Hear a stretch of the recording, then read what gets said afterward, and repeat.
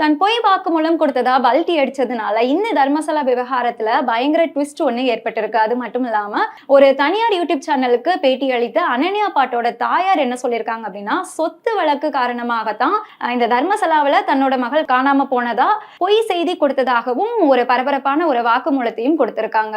இதனால மர்ம நபர் யாரு அப்படின்னு கேட்டுட்டு இருந்த இந்த நேரத்துல அந்த மர்ம கும்பல் யாரு அப்படிங்கிற மாதிரியான கேள்வி நமக்கு வருது. இந்த நிலையில பாஜகவை சேர்ந்த முன்னாள் அமைச்சர் ஜனார்தன ரெட்டி ஒரு பேட்டி கொடுத்திருக்காரு செய்தியாளர்களுக்கு. அதுல அவர் என்ன சொல்லியிருக்காரு அப்படின்னா, இந்த தர்மசலா விவகாரத்தோட பின்னணியில திருவள்ளூர் காங்கிரஸ் எம்பி சசிகாந்த் செந்தில் தான் இருக்கிறதா சொல்லியிருக்காரு. அந்த சசிகாந்த் செந்திலுக்கும் மர்ம நபர் அப்படின்னு சொல்லப்பட்ட அந்த சின்னையாவுக்குமே தொடர்பு இருக்கிறதாகவும் அதற்கான ஆதாரங்கள் தன்கிட்ட இருக்கிறதாகவும் அவர் செய்தியாளர்கிட்ட சொல்லியிருக்காரு. அது மட்டும் இல்லாம இந்த 2014 தர்மசலா மஞ்சநாதர் கோயில்ல வேலை செய்துட்டு வந்த அந்த தூய்மை பணியாளர் அந்த வேலையை விட்டுட்டு சென்னைக்கு போனதாகவும், சென்னையில இந்த காங்கிரஸ் எம்பி சசிகாந்த் செந்தில் அவர்கள் கொடுத்த அழுத்தத்தின் காரணமாக தான் இந்த புகார் அவரை கொடுத்திருக்காரு அப்படின்னு சொல்லப்படுது.